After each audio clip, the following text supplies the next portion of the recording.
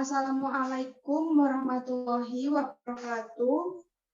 Bismillahirrahmanirrahim. Alhamdulillahirabbil alamin. Wassalatu wassalamu ala asrofil anbiya wal mursalin. Sayyidina wa maulana Muhammadin wa ala alihi wa sahbihi ajmain amma ba'du. Sebagai hamba Allah yang beriman, marilah kita panjatkan puji dan syukur kehadirat Allah Subhanahu wa Ta'ala yang telah memberikan kekuatan, kesehatan lahir dan batin kepada kita semua, sehingga kita dapat berkumpul di tempat ini dalam rangka menghambakan diri kepada Allah Subhanahu wa Ta'ala. Salawat dan salam kita tidak lupa kita kirimkan kepada junjungan kita Nabi Allah Muhammad SAW yang telah mengantarkan umat manusia dari peradaban hidup yang jahiliyah menuju pada peradaban hidup yang modern, yang penuh dengan kemajuan ilmu pengetahuan dan teknologi seperti yang kita rasakan pada saat ini. Semoga kita semua termasuk hambanya yang taat, yang berhak mendapatkan syafaat di akhir kelak. Pertama-tama perkenalkan, saya Lula Ali Syahnur dengan NIM 21013160870 dari Offering A16. Yang saya hormati Bapak Muhammad Rizal Ramadan selaku dosen mata kuliah umum pendidikan agama Islam dan hadirin sekalian yang saya banggakan. Terima kasih atas kesempatan yang telah diberikan kepada saya untuk menyampaikan beberapa hal mengenai etika bergaul dalam Islam.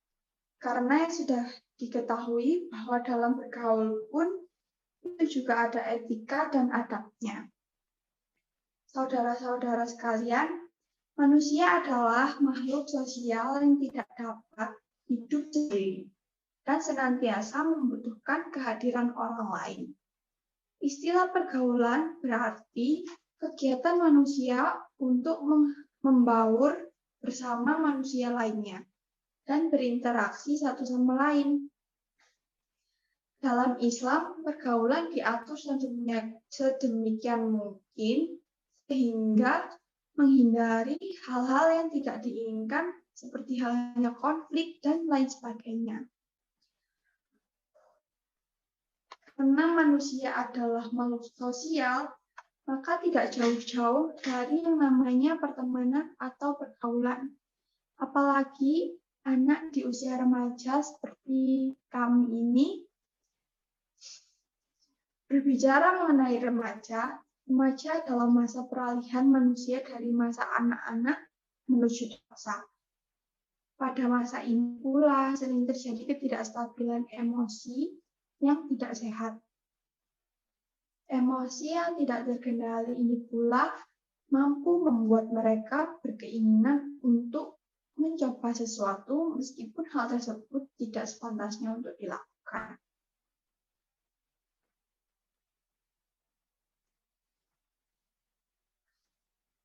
Mereka tidak lagi mempedulikan batasan yang sudah ditetapkan oleh lingkungan sosial maupun hukum yang berlaku. Pada dasarnya, itu merupakan ciri khas dari remaja yang hakikatnya berasal dari Tuhan Yang Maha Esa.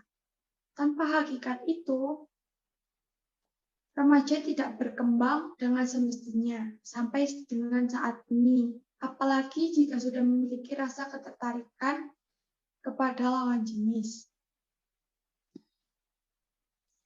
Karena itu, pergaulan bebas cenderung mengarah pada hal-hal yang negatif seperti seks bebas, mabuk-mabukan, tawuran, serta penggunaan obat-obatan terlarang. Lemahnya iman dan kurangnya ilmu agama yang ditanamkan secara kuat bagi remaja juga dapat menjadi salah satu penyebabnya terjadi pergaulan bebas. Larangan Islam tidak semata-mata untuk membatasi pergaulan, akan tetapi untuk menyelamatkan peradaban manusia. Perbuatan dengan lawan jenis merupakan salah satu langkah awal terhadap terjadinya fitnah. Dengan demikian, larangan perbuatan tersebut sebenarnya sebagai langkah preventif agar tidak melanggar norma-norma hukum yang telah ditetapkan oleh agama ataupun yang telah disepakati bersama masyarakat. Dalam kaitannya dengan hal tersebut, peran orang tua dan lingkungan itu sangat penting untuk membentuk karakter dan lingkup pergaulan anak. Remaja masa kini lebih menghadapi banyak tuntutan dan harapan. Demikian juga bahaya dan godaan. Tampaknya lebih kompleks masalah-masalah yang dihadapi remaja saat ini daripada yang dihadapi oleh remaja generasi yang masa yang lalu. Oleh karena itu, peran orang tua masih sangat dibutuhkan. Bagi remaja yang masih tinggal dengan orang tua, mereka masih akan mendapatkan campur tangan maupun kontrol di setiap aktivitasnya. Melalui hubungan antara orang tua dan anak, di mana orang tua memiliki pengetahuan dan kewenangan yang lebih besar, dan remaja seringkali harus belajar bagaimana mematuhi perintah dan peraturan yang ditetapkan oleh orang tua.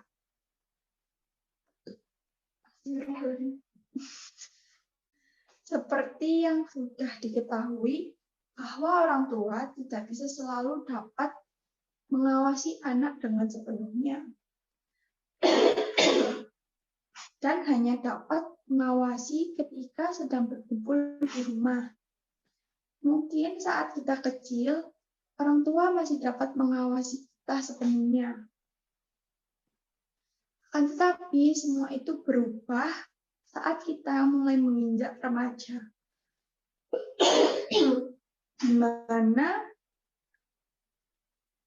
di mana ruang lingkup sosial kita itu lebih luas dan lebih bebas lagi.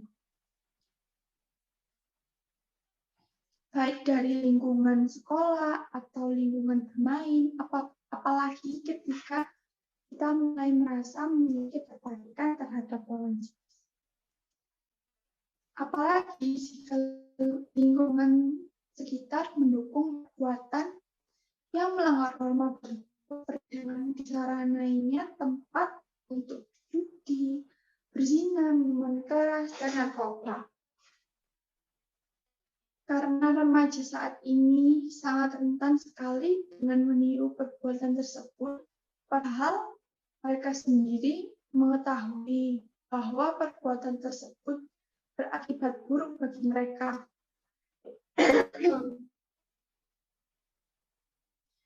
Pada masa remaja, juga kita pada umumnya mulai merasakan kegelisahan dalam hubungan kita dengan orang tua dan teman-teman sebaya. Kita ingin menunjukkan kemandirian kita di satu sisi, tetapi di sisi lain, kita belum dapat melepaskan diri sepenuhnya dari pengawasan dan ketergantungan kita dari orang tua. Dalam masa ini, peran keluarga serta lingkungan sekitar itu menjadi faktor pendukung pembentuk karakter yang sangat penting. Jika seorang remaja dapat perhatian yang baik, mereka bisa terhindar dari pergaulan bebas.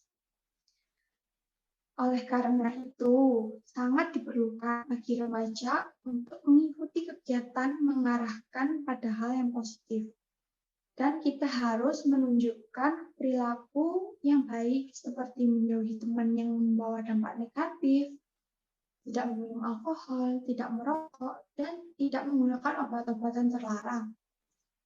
Karena hal itu dapat menghancurkan masa depan kita. Maka sangat diperlukan untuk memfilter lingkup pertemanan kita. Seperti yang disampaikan dalam hadis tentang memilih teman yang baik.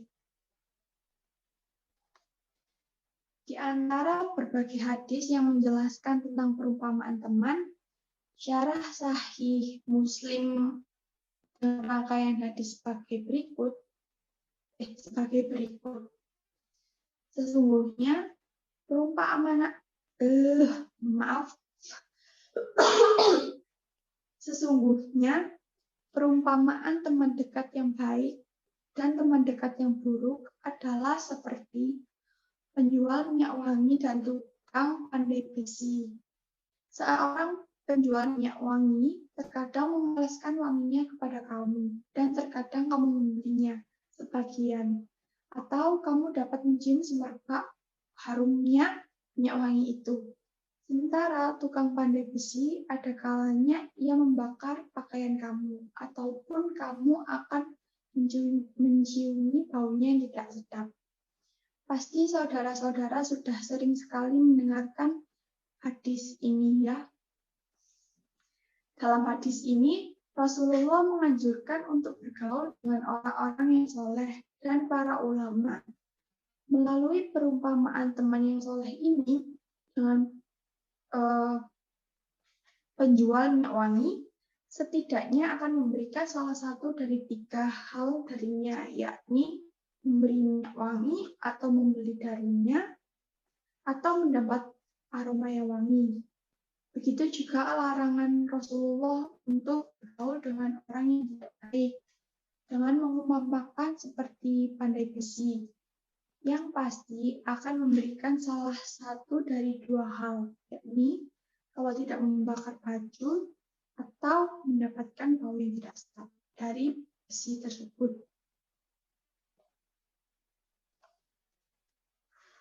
Mengacu kepada hadis Nabi Shallallahu Alaihi Wasallam yang itu tadi, teman yang baik akan memberikan contoh dan dukungan dengan sifat-sifat yang baik, akhlaknya, ilmu, dan kecerdasan, kezuhudan, dan kewiraiannya tanpa harus memintanya. Karena pertemanan dengannya akan memberikan aura yang positif. Serta pada sisi lain, Anda bisa meminta darinya nasihat, saran, dan bimbingan yang pasti akan diberikannya.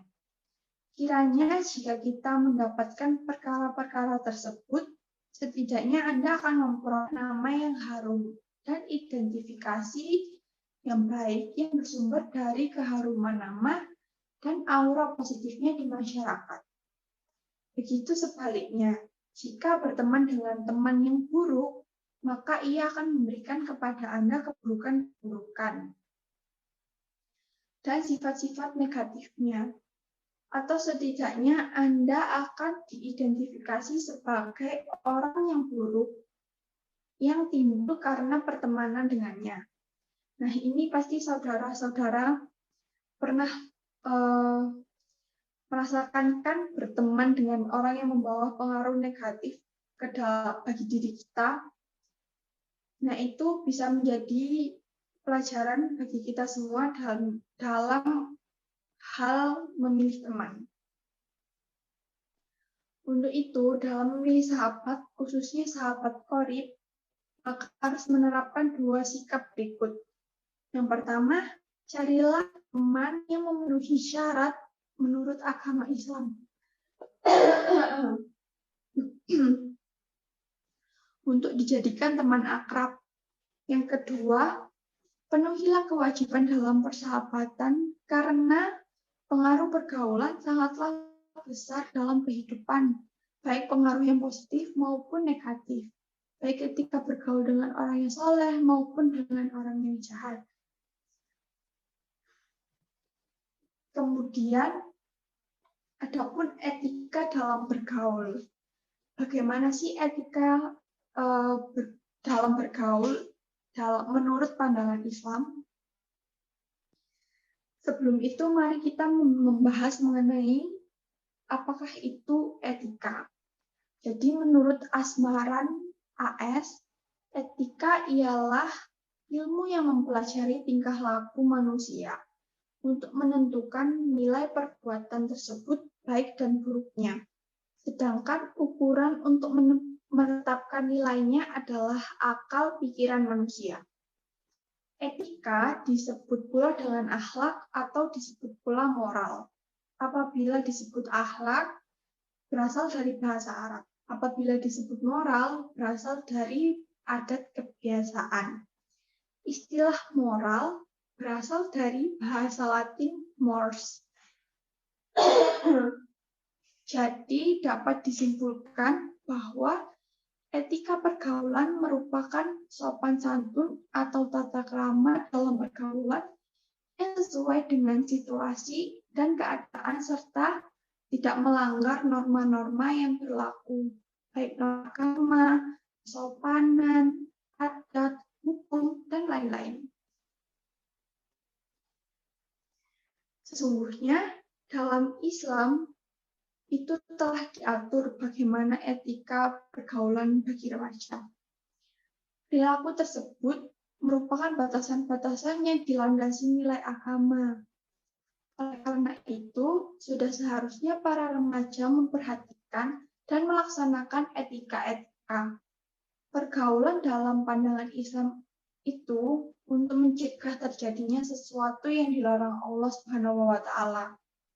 Hendaknya menghindari perbuatan yang menjurus pada zina itu, seperti bersentuhan, pelukan, pegangan tangan, berciuman, apalagi sampai melakukan zina yang mengakibatkan hal-hal yang tidak diinginkan seperti hamil dan nikah. Sesuai dengan firman Allah Subhanahu wa Ta'ala dalam surat Al-Isra ayat 32 yang berbunyi, dan janganlah kamu mendekati zina. Sesungguhnya zina itu adalah suatu perbuatan yang kecil dan suatu jalan yang buruk. Islam adalah agama yang mulia dan mengatur segala aspek kehidupan, termasuk pergaulan. Dalam Islam ada beberapa etika yang harus dipenuhi, dan hal ini disebut dengan etika Islam. Secara bahasa, kata etika berasal dari kata ethos dalam bahasa Yunani, atau ethos yang memiliki arti, karakter, kebiasaan, kecenderungan, dan penggunaan. Kata etika itu sendiri juga cenderung identik dengan kata dalam bahasa Latin, yaitu mos, yang artinya adat atau tata cara kehidupan. Dengan kata lain, etika Islam adalah sistem atau tata cara yang mengatur tingkah laku seseorang, terutama dalam masyarakat. Etika Islam adalah etika yang dilandasi oleh hukum Islam dan mutlak mengikat semua umat Islam, terutama dalam pergaulan. Pokok dasar etika Islam tercantum dalam Al-Quran, seperti firman Allah dalam Al-Quran surat Al-Qalam ayat 4 dan Ali Imran ayat 104 yang bunyinya, sesungguhnya engkau Muhammad berada di atas budi pekerti yang agung.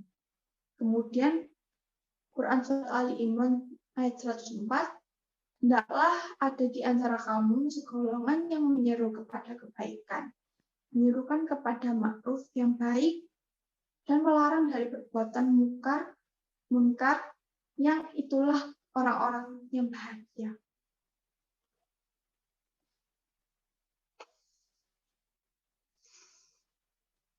Kemudian adapun etika dengan sesama muslim dan non-muslim. Etika pergaulan sesama muslim yang diatur dalam Al-Quran. Dalam pergaulan sesama muslim, Al-Quran memberikan penekanan kepada persaudaraan, Selain itu, terdapat beberapa sikap yang harus dihindari seperti dilarang menghina muslim yang lain, tidak berprasangka buruk, mencari kesalahannya, ataupun membenci. Sebaliknya, Al-Quran memerintahkan untuk bersikap kasih sayang kepada sesama muslim agar dapat tercipta ta'aruf, yaitu saling mengenal, dan terjalin hubungan silaturahmi di antara mereka. Berikut beberapa etika yang harus dimiliki oleh seorang muslim kepada sesamanya, yaitu mengadakan perdamaian, menciptakan persaudaraan, tidak menghina sesama muslim, menjauhi prasangka buruk, mencari-cari kesalahan dan menggunjing, saling mengenal, berkasih sayang terhadap sesama muslim. Kemudian, adapun etika pergaulan muslim dengan non-muslim yang diatur dalam Al-Quran. Setidaknya ada 6 sikap yang harus dimiliki oleh seorang muslim dalam bergaul dengan non-muslim. Selain menekankan kepada hubungan baik terhadap sesama muslim, Al-Quran juga tidak mengesampingkan agar setiap muslim menjalin hubungan yang baik dengan non-muslim. Berikut penjelasan mengenai saling bekerja sama, bersikap tegas dalam hal prinsip terhadap orang kafir, terutama dalam hal akidah. Berdamai dengan non-muslim, berbuat baik dan adil terhadap non-muslim, tidak menjadikan teman orang-orang yang memerangi agama, kemudian tidak berbuat aniaya terhadap non-muslim. Nah, yang seperti kita ketahui bahwa Allah menciptakan manusia dengan berbagai macam perbedaan dan berasal dari berbagai suku yang Allah kehendaki. Manusia itu untuk saling mengenal satu sama lain sebagaimana firman Allah dalam surat Al-Hujurat ayat 13 yang berbunyi, "Hai manusia, sesungguhnya kami menciptakan kamu dari seorang laki-laki dan perempuan dan menjadikan kamu berbangsa-bangsa dan bersuku-suku supaya kalian saling mengenal. Sesungguhnya orang yang paling mulia di antara kamu di sisi Allah ialah orang-orang yang paling takwa di antara kamu. Sesungguhnya Allah mengetahui lagi Maha mengenal." Quran surat Al-Hujurat ayat 13. Jadi kesimpulannya di sini kita sama-sama belajar tentang peran orang tua dan lingkungan dalam menentukan bagaimana pergaulan anak tersebut terbentuk. Kemudian bagaimana cara memilih teman yang baik, dan bagaimana etika bergaul dalam Islam. Bagaimana remaja itu harus masih dalam pengawasan orang tua. Kemudian adapun etika dalam bergaul dengan sesama muslim dan non-muslim. Apa yang dirumuskan itu menggambarkan pandangan Islam tentang hubungan keseluruhan tanpa melihat perbedaan jenis, suku, atau agama. Karena mereka berasal dari satu keturunan. Tiada perbedaan antara mereka dari segi kemanusiaan, karena itu tidak wajar, dan istilah pihak lain karena semua manusia sama dari segi kemanusiaan. Baik saudara-saudara sekalian, demikian ceramah agama yang dapat saya sampaikan pada kesempatan kali ini. Semoga dapat bermanfaat bagi kita semua dan dapat kita aplikasikan dalam kehidupan sehari-hari. Lebih dan kurangnya mohon dimaafkan. Yang benar datangnya dari Allah Subhanahu wa Ta'ala yang Maha Benar, dan yang salah, hilaf atau keliru itu datangnya dari saya pribadi sebagai manusia yang tidak pernah luput dari salah, hilaf dan dosa. Sebelum mengakhiri kegiatan ini, mari kita baca doa kafaratul majlis.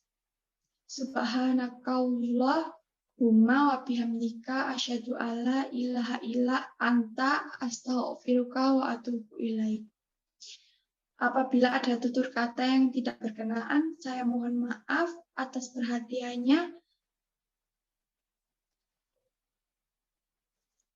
Saya ucapkan terima kasih. Wassalamualaikum warahmatullahi wabarakatuh.